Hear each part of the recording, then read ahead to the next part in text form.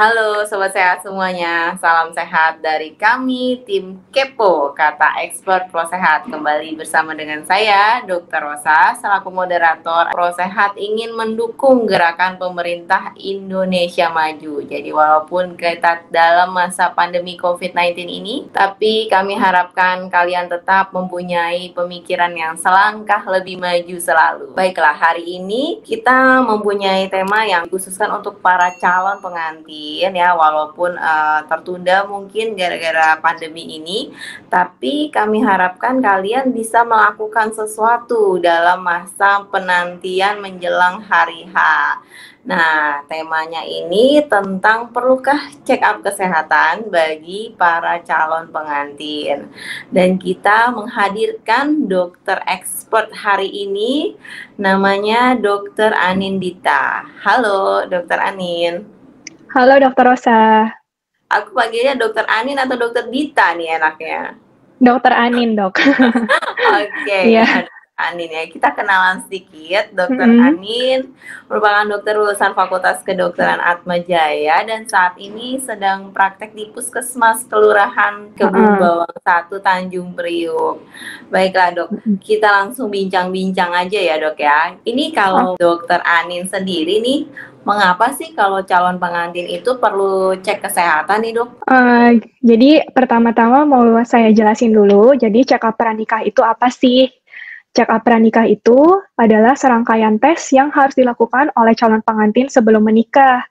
Nah, tujuannya untuk mengetahui nih status kesehatan dari masing-masing calon pengantin, baik kondisi kesehatan saat ini maupun riwayat kesehatan sebelumnya. Selain itu, melalui check up pranikah, mungkin juga dapat ditemukan kondisi yang memang saat ini tidak menimbulkan keluhan bagi masing-masing individu, tapi bila menyatu dan diturunkan ke anak, bisa menimbulkan suatu kondisi yang berbahaya. Kira-kira nih Dok, kapan tuh sebaiknya ya dilakukan check up kesehatan itu Dok? Kalau untuk waktunya itu, biasanya disarankan 6 bulan sebelum dilangsungkan pernikahan.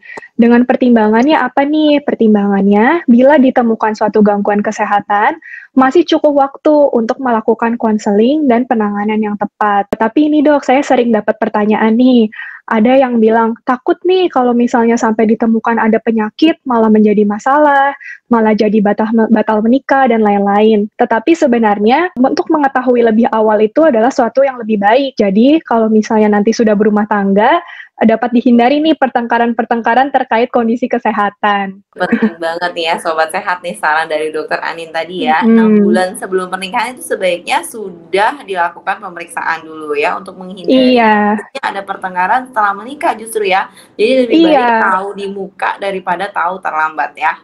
Oke. Nah, sekarang jenis-jenis pemeriksaannya apa aja tuh Dok yang untuk wanita dan pria ya? Jadi kalau misalnya kita pertama-tama datang untuk check up pranikah, pasti akan dilakukan dulu pemeriksaan fisik mulai dari ujung kepala sampai ke ujung kaki. Kalau pemeriksaan fisiknya sudah selesai, nanti kita lanjutkan lagi nih ke pemeriksaan-pemeriksaan khusus. Pemeriksaan yang pertama yang biasanya dilakukan itu adalah pemeriksaan golongan darah dan resus. Nah, pemeriksaan golongan darah ini selain untuk kepentingan transfusi darah jika kelak dibutuhkan, juga untuk mengetahui kecocokan resus antara calon pengantin. Nah, pemeriksaan resus itu terutama diperuntukkan untuk pasangan yang menikah berbeda negara. Misalnya nih, calon pengantin wanita berasal dari Amerika, sementara calon pengantin pria berasal dari Indonesia. Nah, ini sekedar pengetahuan. Umumnya, orang Amerika sama orang Eropa itu dominan memiliki resus negatif. Sementara orang Asia dan orang Afrika itu dominan memiliki resus positif. Nah, jika seorang wanita dengan resus negatif hamil dari suami yang mempunyai resus positif ini yang bisa menyebabkan masalah nih dok. Karena kalau misalnya ibunya resus negatif dan anaknya resusnya ini berbeda dengan ibunya, memiliki resus positif, pada kehamilan pertama itu umumnya memang belum menimbulkan masalah. Tetapi pada kehamilan kedua, nanti secara alami si ibu akan menghasilkan antibodi yang menyebabkan sel darah merah janinnya ini malah menjadi rusak. Jadi pas lahir bisa menyebabkan adanya anemia atau adanya kerusakan otak dan jantung serta akibat fatal lainnya. Nih, pemeriksaan yang kedua ini tadi kan golongan darah, sekarang pemeriksaan resus. Sekarang pemeriksaan kelainan darah. Nah, pemeriksaan ini Bertujuannya ini untuk mengetahui apakah ada resiko melahirkan keturunan dengan penyakit akibat kelainan faktor genetik, seperti thalassemia atau hemofilia. Nah, thalassemia ini tuh merupakan penyakit kelainan dalam pembentukan hemoglobin. Jadi, anaknya ini nanti bisa terkena anemia.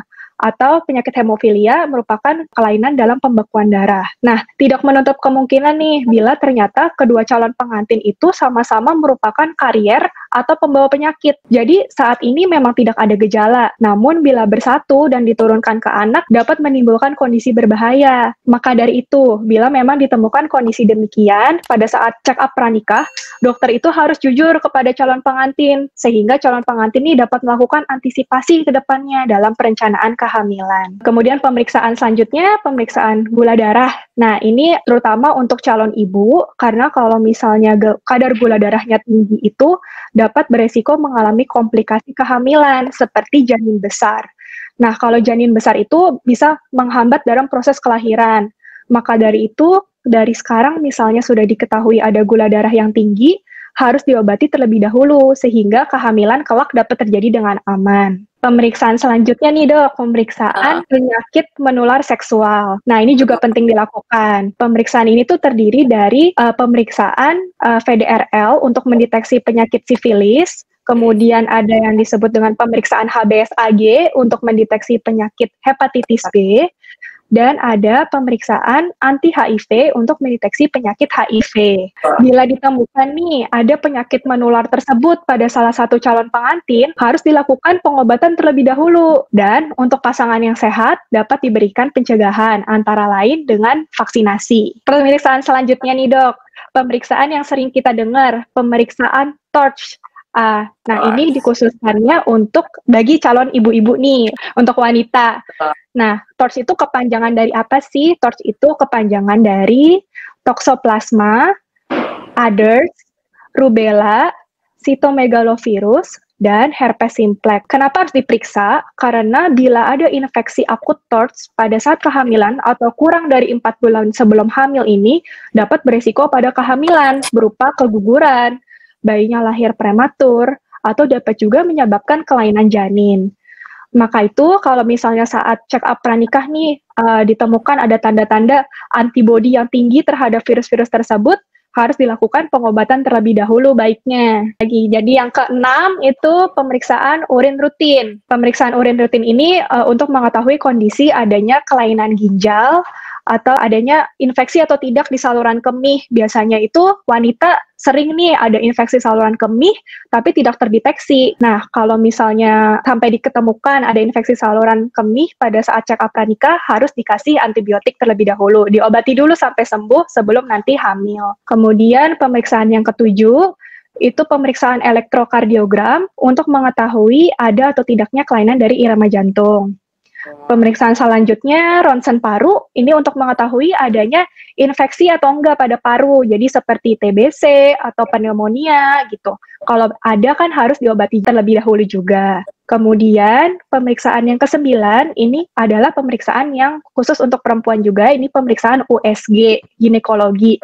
Tujuannya ini untuk mengetahui ada nggak sih kelainan pada rahim, seperti ada kista atau ada miom dan lain-lain. Kalau misalnya sampai ada kan harus diobati, ditangani terlebih dahulu. Pemeriksaan yang terakhir ini pemeriksaan yang ditujukan khusus untuk prianya, pemeriksaan analisa sperma. Jadi di analisis sperma ini diperiksa terkait untuk tahu nggak sih tentang kesuburan pria. Nah, dilakukannya ini untuk memeriksa bagaimana kondisi sperma, baik jumlahnya, bentuknya, maupun pergerakannya. Untuk pemeriksaan analisa sperma sendiri ini ada syaratnya. Jadi, sebelum dilakukan, harus puasa ejakulasi 2-7 hari dulu. Kalau misalnya baru ejakulasi kemarin nih, mau periksa besok paginya ya belum bisa gitu, belum memenuhi syarat. Udah nih dok, jadi itu kira-kira 10 pemeriksaan yang akan dilakukan saat check up pranikah. Luar biasa ya dok ya, banyak sekali ternyata pemeriksaan sebelum menikah yang harus dilakukan ya. Nah ini untuk mencegah jangan sampai nanti tiba-tiba susah punya anak misalnya ya, yang Iya, biasanya kaum heeh. wanita ya dok ya, ternyata kaum prianya Mhm. ya menjadi sumbernya. Oke, jadi Iya, kenapa kita harus memeriksakan 10 jenis pemeriksaan tadi.